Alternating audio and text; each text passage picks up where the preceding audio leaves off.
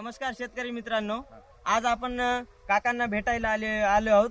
तर आज आपण इथं पाहत होतो, रस्त्याने जात होतो, तर तेव्हा इथं ऊसतोडी कामगार वगैरे टोळी आलेली होती आणि इथे ऊसतोडीचं काम वगैरे चालू होतं। तर काकांचं वय बघा मिनिमम 70 ते 75 झालेलं आहे, तरी आज ते काम करत आहेत। आणि आजकालचे मुलं कसे करत आहेत बघा, तुम्हाला सांगतो मी। आजकालचे मुलं नुसता गाडीवर फिरायलेत, काम करणं गेलेत, फुकटचे पैसे आईबापांचे उडवत आहेत। पण आज काकांकडून आपल्याला एक प्रेरणादायी संदेश भेटते, ते म्हणजे बघा, एवढं वय असून त्यांचं 70 ते 75 वर्ष, ते आज इथं काम करत आहेत। माणसांना मजुरीनं आणत आहेत, त्यांना काम लावत आहेत, त्यामागची त्यांना कमिशन वगैरे भेटते। तर काकांचं नाव आपण सर्वप्रथम विचारून घेऊ। काका, नाव काय तुमचं? शेख रज्जाक शेख महमूद काकांचं नाव आहे। तर काका, तुम्हाला या फील्ड मध्ये किती दिवस झाले काम करून? 40 वर्ष का?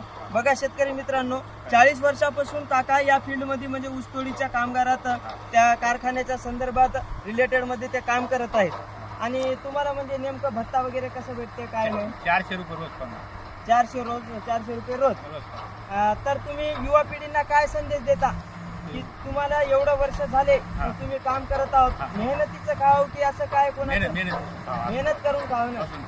हा, बघा काका आपल्याला सांगत आहेत, मेहनत करून खावत, बसून खाव नाहीत म्हणून आपल्याला काका सांगत आहेत। बघा, एवढं वय त्यांचं होऊन पण 70 ते 75 ते बघा, एवढे तंदुरुस्त शेतकरी लोकांना इथं देशामध्ये म्हणजे वर्ल्ड रेकॉर्ड मध्ये उगाच आलेलं नाही की भारतातले शेतकरी हे वर्ल्ड मध्ये स्ट्रॉंग मध्ये नंबर 1 मध्ये येत होते, पण आताचे पुऱ्या जगामधले काय की इकडे आले पिझ्झा बर्गर हे ते खाऊन, पण ते काही कामाचं राहिलेलं नाही। तर बघा, असं मेहनत करा, स्ट्रॉंग राहा, सगळं बघा, ठीक आहे।